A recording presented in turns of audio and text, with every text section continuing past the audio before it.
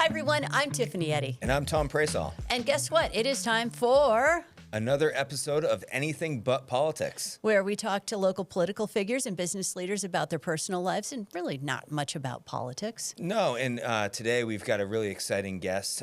He is a 7-term state representative representing Northfield. And I think we actually started around the same time. I think he began in 2010. I started lobbying in 2011. So we've really grown up together. But I guess, without further ado, we'll introduce Representative Gregg Hill. Thank you for inviting me. I appreciate it very much. Yeah, thanks for coming on. So excited to learn more about you. So I guess the first question is what brought you into politics? So registering my car, actually.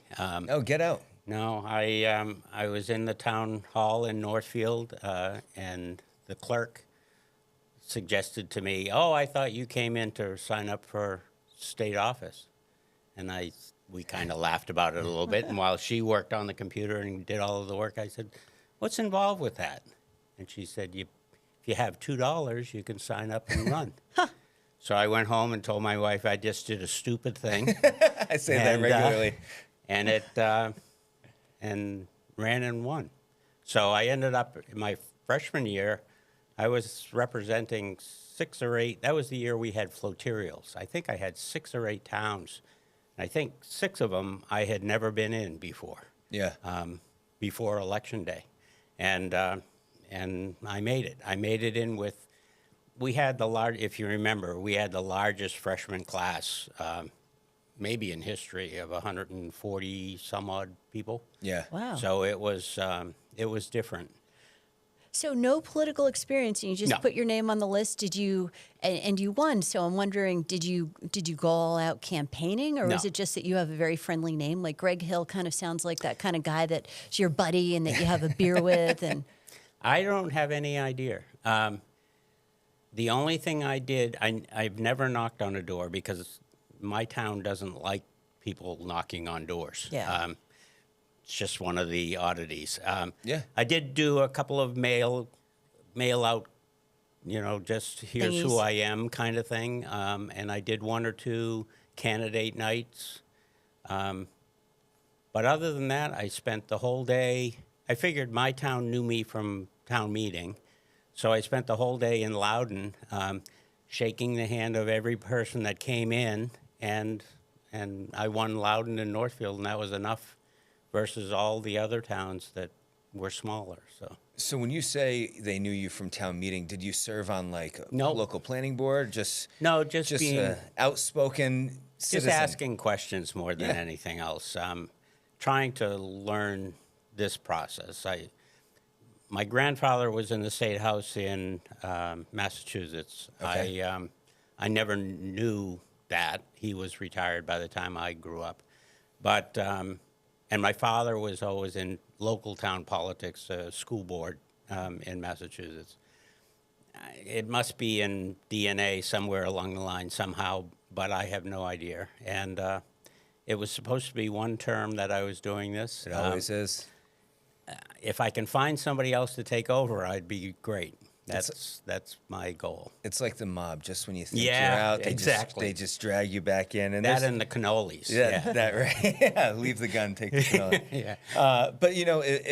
But there's something to be said about longevity in the state house and developing institutional knowledge. I know at this point you are currently chairman of the Legislative Administration Committee, which I'd love to hear about. For our listeners at home, if you can kind of talk about what they do, because I know you serve on the Transportation Committee, and I mean that's fitting given how you signed up to vote, or signed up to run with your car registration. Those bills would go to transportation. There's a link there. Yeah. Yeah, I'll find it. If there's a link, I'm going to find it. Connecting the dots, Tom. Yeah. I came in education, and since then I've served on education, a couple of terms in labor. I've been on election law. I was vice chair of election law. I'm missing a couple. Transportation was in there.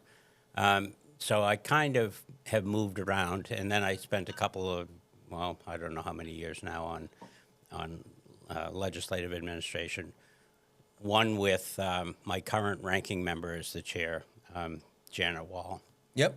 But legislative administration pretty much deals with how the legislature operates. So we're dealing, well, the perennial bill is raising the salaries of state legislators, and that's always one of those kind of fun topics. Right now, we're dealing with a couple of things like portraits and where they're going to be placed, or if they're going to be placed, stuff like that. It's not the most exciting. It's really, I think I should call it the inside baseball committee. Traditionally, it's been those representatives that have served the longest. It used to be, the ranking members and the majority leaders and all of that. Yeah, because there's not a ton of bills that go to that committee.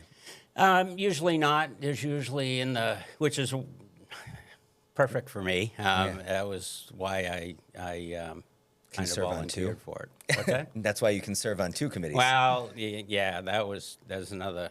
I'm not the smartest guy in the world. Serving on 2 is probably more than I want. And I'm also the chair of the school building authority. So that sucks up a bunch of time, too. Any of the applications for new schools comes through me. And so you do this, and as we know, like New Hampshire, we have this kind of volunteer legislature in a way because you're not making a ton of money. But what's your day job then? So my wife says in real life, I am a financial advisor. I design pensions. I play around with other people's money more than anything. That's good. That's what keeps the wolf at the door. Right? Keeps the wolf at the door. I love it. And just because you're wearing yellow, which is a wonderful, happy color, it reminds... Really brings out the tan, too. Yeah. It brings out the color of your eyes, actually. Yeah. We'll talk later.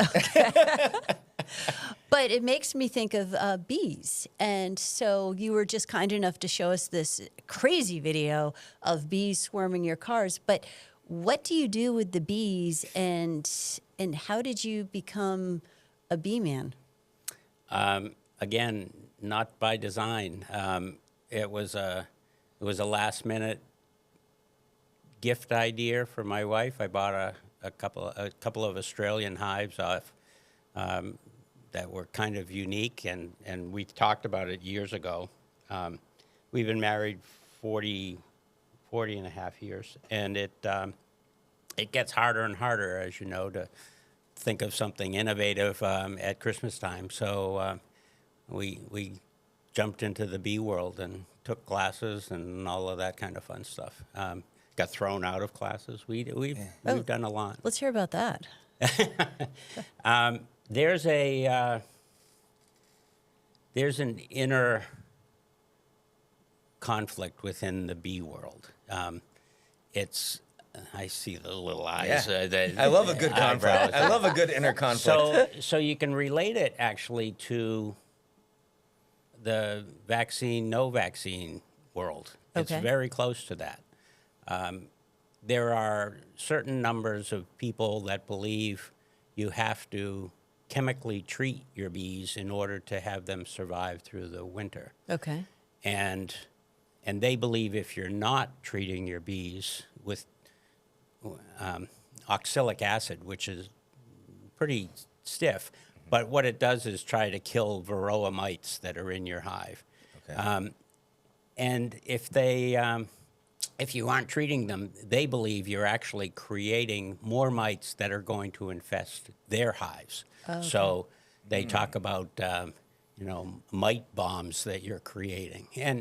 And it gets personal. It gets really nasty. We were tossed out of a club, a bee club, where you're supposed to sit around and talk about all the fun things you do with your bees.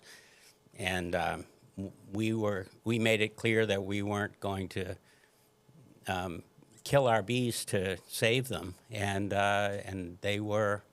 we were shunned at that point. So most of the people that are non-chemical beekeepers keep it to themselves. It's pretty. So I have a question that's kind of related to this, because I was actually just at the grocery store picking up honey because I'm making honey mustard chicken thighs for dinner tomorrow. And But you can I buy. heard no invitation. Did you hear any invitation? I only bought 4 chicken thighs, but Thanks, Tom. Yeah. anytime. But you can like most foods, you can buy organic or non-organic.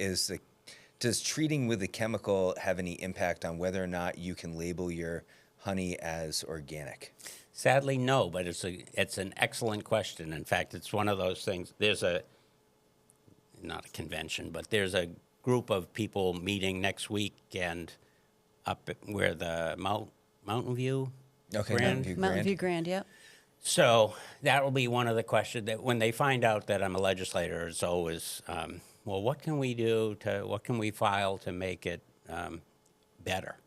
And beekeepers really just want to be left alone, I think, more than anything. Yeah. But there is a issue whether honey should have some kind of, I don't know if label is the right word, but something so that you can indicate, no, I didn't shoot any oxalic acid into the honey. I mean, you're infusing your honey or your hive with this chemical. Yeah. And you'd think some trace of it has to get into your honey somehow. But we're not really, we're just hobbyists. We're not, there's no money in this. So you're not selling Seems your like honey? I do everything without any money involved when you get down to it. So you're not selling your honey anywhere at farmers markets or anything like that?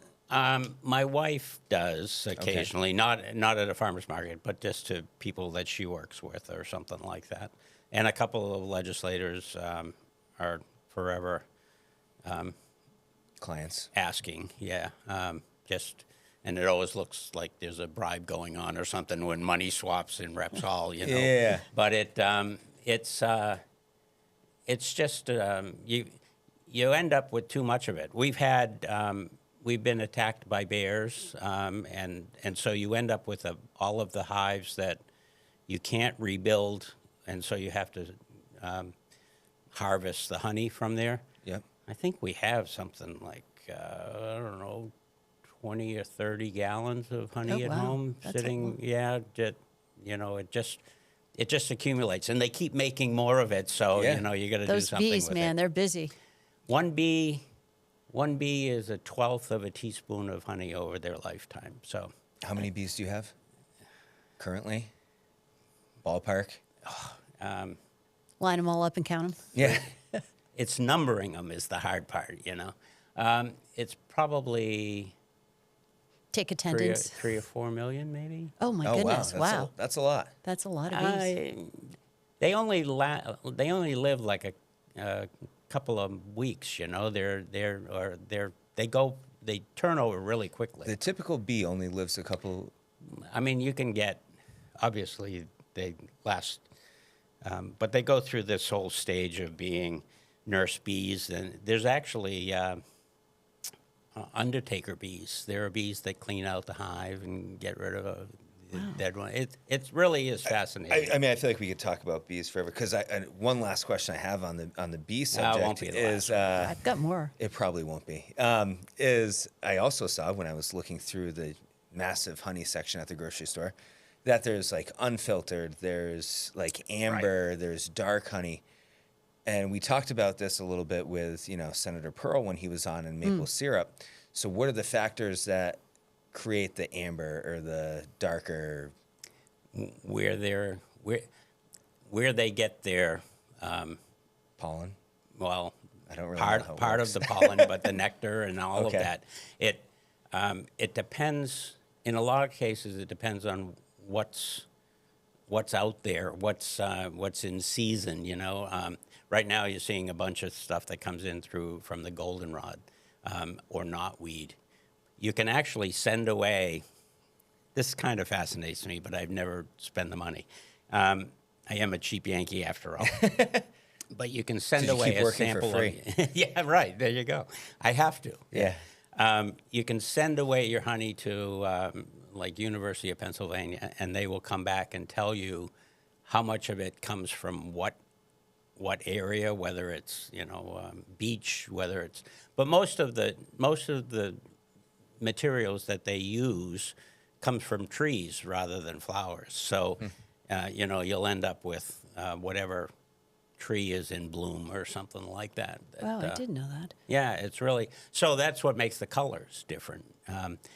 It's really hard. You can't control these things. They go where they want to go to get their materials. So I've never known how they actually make, specific honey or specific colors of honey, because the bees just bring it all back and shove it in the little hexagonal hole. They don't really know that we're just making, orange honey today. Yeah. They don't. You can't control that. They don't have the recipe book. Yeah, right. Are they like homing pigeons? Like, how do they know when they go out and they land on a flower Yeah, they tree? do. How do they know to come back to the hill apiary? Well, I'm telling you, this is fascinating. We can go on for hours, but but they do cleansing flights. They go out and orientation flights. So when they are newbie, they will go out from the hive and just fly a couple of feet from the hive until they can start recognizing what it looks like coming back. It's almost like you were driving somewhere and you keep looking behind you to see what is it going to look like when I'm returning home so I can get to the same spot. Oh, yeah. So, but they will go, 3 to 6 miles, people claim, for the right thing that they're looking for. So they have to have a way to come back to that hive. I'm sure there's ones that get lost somewhere along the line. Some bees will actually sleep when they can, and you'll find them inside, a flower or something like that, and they're just asleep. Or it's there's actually a whole another section of beekeeping that people try to track and catch wild bees. It's called beelining, which is where that comes from. Yeah. But they will set down a little bit of honey or something sweet, and the bees will land there, and they'll mark them with a little daub of paint or something on the bee. And then they get the direction that the bee takes off from, and bees will come back. If they find something that they like, they will come back to that spot again. So they will time how long it takes for the bee to go in that direction, empty whatever it's picked up, and come back. And then they calculate how far away this hive is. And then they'll try to walk on that line all the way so that they can keep catching it on its way back from its hive, its natural hive, its wild hive. Yeah. And then eventually they find it. I talked to a guy one night for quite a while at a bar. He was doing it in Maine whenever he went away on vacation. And Maine, with all of the rocky coastline and the fingers, when they fly across one of those fingers, he can maybe see where it's going to be, but he has to go around miles and miles to get back to that spot. That's a lot of persistence. It was, but that's his hobby. When he goes away on vacation, when everyone else goes to the beach or something, he tries to track down wild bees. Beelining. Now, you were talking about the fact that at the bee clubs, you'll talk about fun things you can do with bees. So I'm just wondering. That's one. That's a fun thing. What else? What are other fun things you can do with bees besides make honey? Any tricks? Is it like a flea circus? No, but there's always it's very much like it's more things. How do you keep the next line of people coming?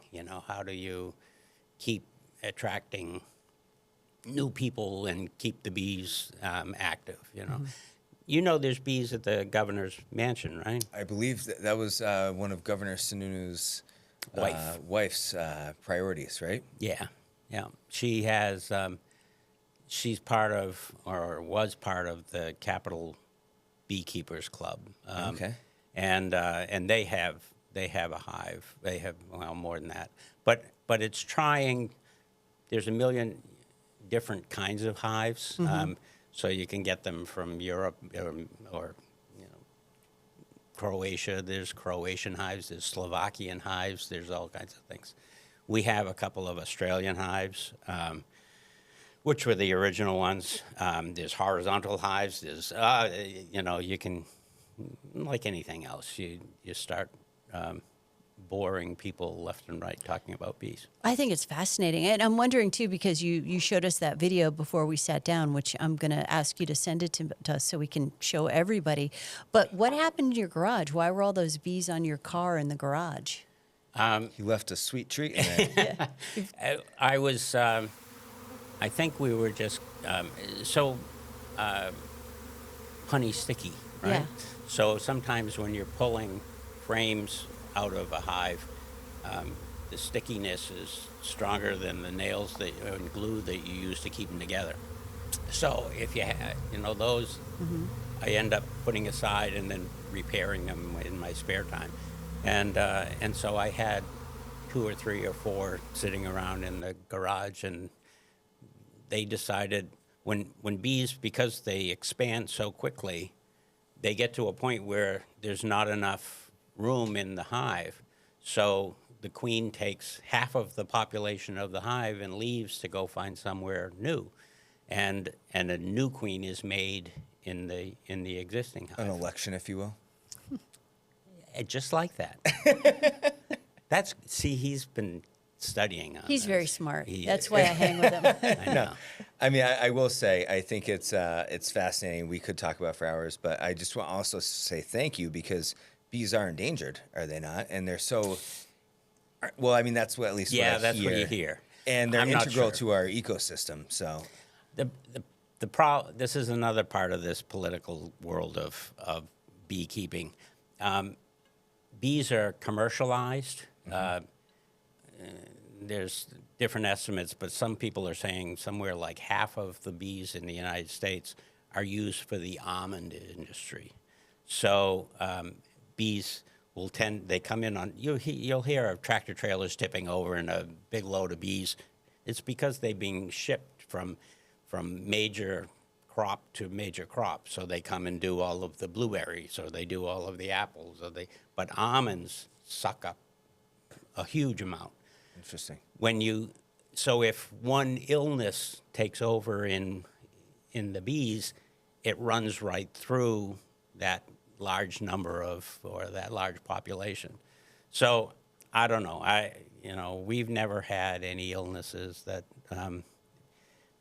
We really are very poor beekeepers. We let the bees be bees. We let them, they've been doing it a lot longer than we have, and they'll figure it out, is the way I'm looking at it. So I'm not sure that the pesticides that people put on their yards, I mean, I have lost bees because my neighbor put Roundup or something, and then you come over and your bees all lying there with their little tongues hanging out, because they've gone over and tried to get nectar from the dandelion that's been sprayed with something, and then they bring it back, and that runs through your hive, and you've got a dead hive. So one more question on the bees. I know we're talking We said that like 20 minutes ago. But when they, like you said, they only live for like 3 weeks. So do they procreate? Yeah. Okay, so you don't have to keep buying bees. So a queen's laying, 1,200, 2,000 eggs a day. Oh, wow. And so, by the time that they hatch, all of a sudden you end up with a massive amount of additional new bees. Okay. And so they have to go somewhere, and so they either swarm and break off half the hive and go somewhere else, or your hives, you have to start putting in another hive so that they have someplace to go. It's a lot of trial and error. It's way more work than makes sense to me. I mean, I try to keep as many around so that if I lose anything through the winter, I still have bees to start with. But how many hours a week do you think you put into the bees? Under 10 minutes. Oh, okay. I'm not a typical bee. They're bees. Let them be bees, I mean, I'm not. I say that about Tom. Just let him be Tom. He's Tom. What am I going to do with him? Yeah. No, I don't. We don't. It's not that difficult. I have to insulate them. I have to keep them warmer for the winter. but that's about it. It's not real tough. People always say, I don't have the time to do this. And I kind of...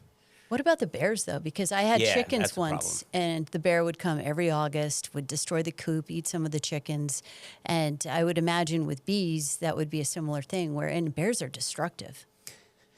Yeah, we had 7 in the yard one day.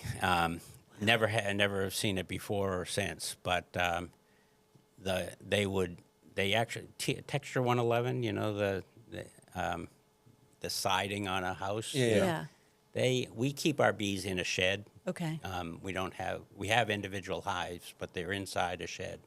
So the bears ripped that texture, just pushed their finger right through it and ripped it all off, and then went inside and just destroyed all but one of the hives. And yeah, they can make a mess. We just ended up putting up an electric fence, and I haven't seen them since then. But it's I spent the whole night driving around the shed with my Ford F-250, and at one point I just parked and waited there, and I could have rolled down my window and stuck my finger in one of the bear's ears. I mean, it was right there. Wow. And it didn't matter. They wanted to get into that hive, and they were going to get in there no matter what. It's a testament to your honey. I think anything. I think they're actually there for the protein, the bees themselves, not the honey. Okay. Which is another thing that, you always see Yogi or Winnie the Pooh, trying to get to the honey. I think the bees want the protein from the bees themselves. So when I was studying, I shouldn't have been reading Winnie the Pooh. I should have been actually That's where it's looking coming at a from, peer-reviewed resource. Eeyore. Yeah. No, that's great. And thank you for that lesson. I feel much more learned after having this conversation. Well, there'll be things you'll think of and say, I wonder if this works. Well, luckily, I spend a lot of time in transportation, so I'll be sure to come and ask you. Tom's going to start his own hive. Yeah. No, my wife would kill me. Why? She doesn't like the bees. She thinks they sting. Well, they do sting, but... Yeah. Yeah. It's only bad when you get them inside your suit, That's that the doesn't problem. sound fun either. No, not at all. But I do want to touch on some other things, and you kind of alluded to the fact that your grandfather and your father, Massachusetts legislature, local government, Massachusetts. So are you originally from Massachusetts? Yeah, I'm a political refugee. That's okay. Seeking asylum in New Hampshire. Whereabouts in Massachusetts? Stoughton. Okay. You watching the Karen Reed trial at all? Yeah, I've read about it. So it's the town next to Canton. We have friends a lot of our friends were from Canton and know all the people that are involved in that whole thing. Sure. So, yeah, it's kind of fun. Small towns. Yeah, it is. We had our own instances in town. We had the town manager at one point steal a school bus, and we also had in Stoughton? In Stoughton. Okay. We had and he and the police chief went by the local strip club and picked up dancers, and they had a floating party all around town. With the school bus? With the school bus, yeah. Oh, wow. That's creative. It was. That was back when I was a kid, but it was a big deal. It was a big deal. Sounds like an Adam Sandler movie or Sounds something. like he was looking Well, for the early town retirement. is kind of an Addams Family deal. We had characters in town, but that's where I went to school, but from probably June to September, I spent it on the Cape. We had that was kind of where I lived there by myself for the summers. Whereabouts on the Cape? So we still have a house in Brewster. Okay. And at one point we had one in Brewster and one in Eastham, so further down. A lot of great white sharks out there. Yeah. Not back then, but... No, it wasn't. I was just showing my wife last weekend the beach that we went swimming in. I worked at Howard Johnson's. That was so that was my first job, was Howard Johnson's on the Cape. What did you do there? Scooping ice cream. Oh, nice. It's important, especially on the Cape. Oh, it was great. That's when they were 43 and 34 cents, and we'd do $2,000 or $3,000 worth of ice cream in a night. Wow. But when we closed at night, we would always get a pint of ice cream and then go down to the beach. And I showed her the beach that we went to after we saw Jaws for the first time when we were in school. So, the Cape never used to be the seals. It's the population of seals that are dragging all of the sharks up. So. Yeah, you see seals, you get out of the water immediately. Well, that's why I gave up. I had a scuba diving for a lobster license in Massachusetts, and I gave that up because I realized I looked like a little fat baby seal when I was in my wetsuit. So that was the end of that. I was once, this was right before I think it was around like 2007, 2006, when they really started migrating up here.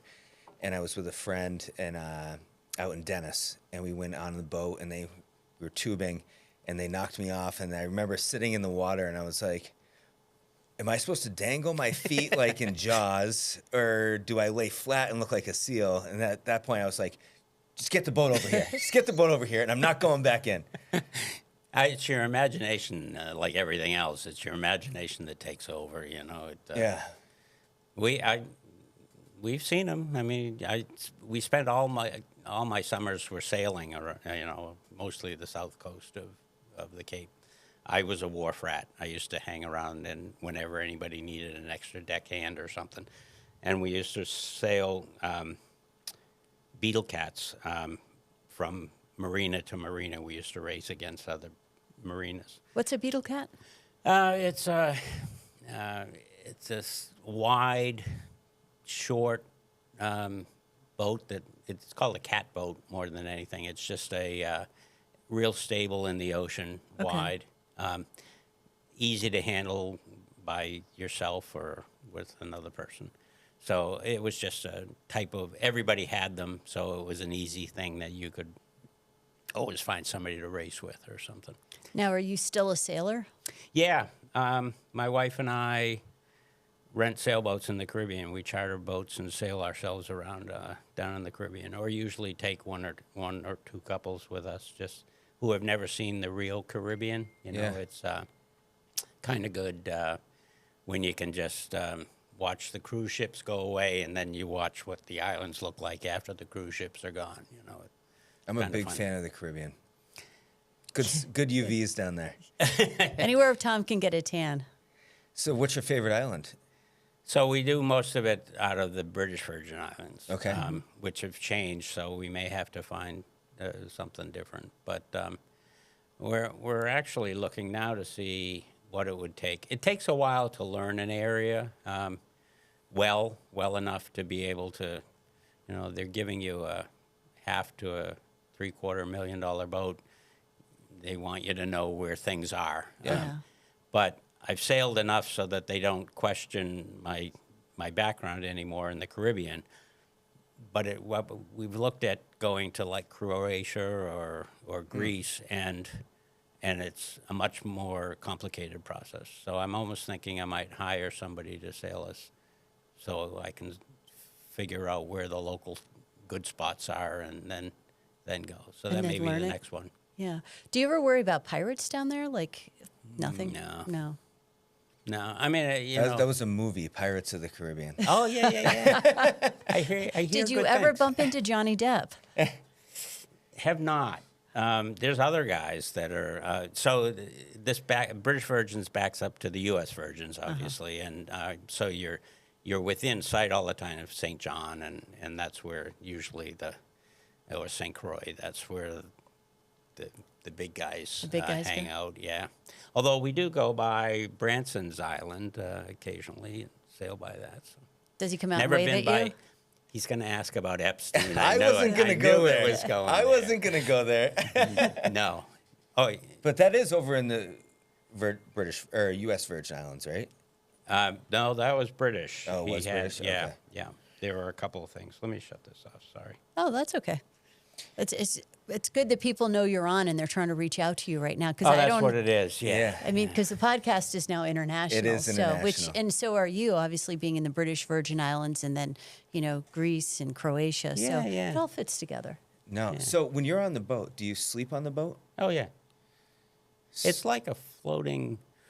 How big are these boats? Last one was 47 feet. Okay. It's a good boat. And if it's a catamaran, it's like a floating apartment. You're 4 bedrooms, 4 bathrooms. A full kitchen, full. That's insane. It's awesome. It's the best thing. And ever. now these are sailboats, so you need the wind. Or are these like just You can do either. mini yachts? You can do either. You can either get power cats or sail. I think I've only ever done sail. I have to think about that for a second. But we're not in any time schedule, so you've That's got it nice. there for 10 days, and you go. We now know how long it takes to get from place to place, and it's all line of sight sailing, so it's not earth shattering. You could do it. Yeah. There are a lot of people that Well, I don't know. that do it for the first time. The ocean scares me a little bit, Well, but come on, but you love the sun. yeah, I do like the sun, and the ocean water does help with the. Well, you can tanning. hire us. My wife and I will go take you down. Yeah. You rent the boat and we'll sail you.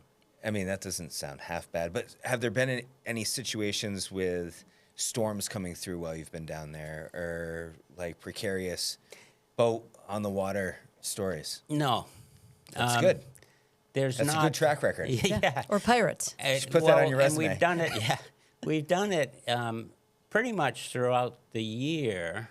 The winter is almost. We've done that once, just because it's so crowded. Yeah. At some point you can almost walk on the decks of other boats all the way into shore. It's like Lake little Winnipesaukee hyperbole, in but- July, right? What's that? It's like Lake Winnipesaukee in July. It is a lot like that. In fact, they do. Christmas in July is the weekend you don't want to be there. Entire populations of Puerto Rico comes to the British Virgin Islands, and it is it's everything that you ever heard of Winnipesaukee. It's twice as bad as that. Oh wow. I've never seen anything. You wouldn't think that there would be that many boats in the Caribbean at one time. It's enormous. But we often go during hurricane season and have trip insurance or something. So if there's something blowing up that's coming that way, we won't go. So. Wow, that is fascinating. So what other and this is just like a broad question, but because I think you gave us a very brief list of bees, Howard Johnson, sailing, but what other kind of interesting things are you doing that? I hear he makes a mean donut. Oh, the donuts. That's right. You haven't had them? No. We've talked about it, and you've said you would bring some into me, but I mean, I'm still waiting. Oh, I love fresh donuts. Joe Burke? Yeah. Ask Joe Burke about the donuts. We were New Hampshire's best donut for a while. You were New Hampshire's best donut? By Yeah. who? Who? Whatever that, what's the... WMUR, is it? I don't know. Whoever does the rankings when they have the things out. We don't, again, that's just for fun, too. How did you end up with the best donut, though? Is it a family recipe? No. So the fairly quick story is, at one point we were going to build an indoor water park in New Hampshire. So we used to go to... You personally, or? Yeah, my wife and I. So we used to go to conventions around the country for, it's called the International... Research. Yeah. It was called the International Association of Amusement Parks and Attractions, IAPA. Okay. And you would go and see all of the new things that are coming out in carnivals or rides or roller coasters, all kinds of things. So we were in the Georgia Dome at one point, and everyone we ran into was saying, "Where were those donuts?" And everyone wanted to try these donuts. So when we came home, in the summers, I used to take care of my son while my wife worked, and she used to do it the rest of the time. And we got talking about donuts, and we found one on, while my wife was at work, we found one on eBay. Like a donut maker? A donut machine. Oh, wow. And we bought it. So when my wife came home, we said we have a family trip to Ohio to go get this donut machine. And we went out and bought a trailer, a concession trailer at the same time to bring it home with. And then we learned how to make donuts. And so Ian, my son, was making donuts for, I don't know, 5 or 6 restaurants. And then we would make mini donuts at campground and other little places. So it's the mini. We still do the mini donuts on Saturday mornings at a campground up in New Hampton. And do you sell them, or do you guys eat them? Like what? Well, it put him through school. Oh, wow. That's great. He was 11 at the time. He's 30 now, and it was a big deal. It was, he would make donuts for school and bring them in, and everyone would, the parents that dropped the kids off would buy donuts on the way after they dropped the kid off, and it was a deal. Now, I love a good donut, right? It's very hard for me to find a donut that I don't like, but I do have a preference. I prefer the yeast over the cake. Are yours yeast donuts or? These are cake donuts. Cake donuts, okay. Now, the cake donuts that I really like tend to be the apple cider. Oh, those are the best. Apple cider donuts are typically cake donuts, right? Yeah. I challenge you when you have one of these, then tell me if you want an apple cider donut. So what flavor donut do you? They're just they're mostly an old fashioned. Okay. But we do now. All we're doing is honey glazed or. I don't hate a honey glaze. Yeah. Honey. Do you use your honey? No, you can't do that. But no, they're just honey glazed. Cinnamon sugar or plain is what we can get away with at the campgrounds. Just doing. I like a cinnamon sugar too. I mean, listen, I think Tiffany, I think we're gonna have Tom to do likes some food. taste testing. Yeah, I think that's part of it. For I'm sure we can work out something. we would be It's honored. still the donut. It's still in the same concession trailer, and we still have the ability to tow it around. We do military appreciation events for a couple of the orchards, but we're kind of retired from it now. My son's out of it. Obviously, it's just my wife and I. So. And do you have special ingredients that you put in? I mean, because Yeah, but I can't tell you what that is. maybe because obviously, I mean, you have the donut machine, but it's got to be more than the donut machine. I mean, what you put into this has got to. Love. So the big Besides deal love. is here, kind of like the bees. We're not in this to make money, and we weren't smart enough to have figured this out in the beginning, but it was a tremendous thing to do as a family.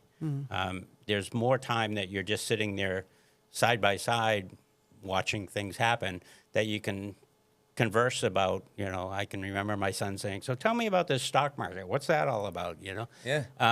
It's a great little family event. And if you're making them really good, there's no complaints ever. Right. Yeah. We've never had anybody say, I don't want it.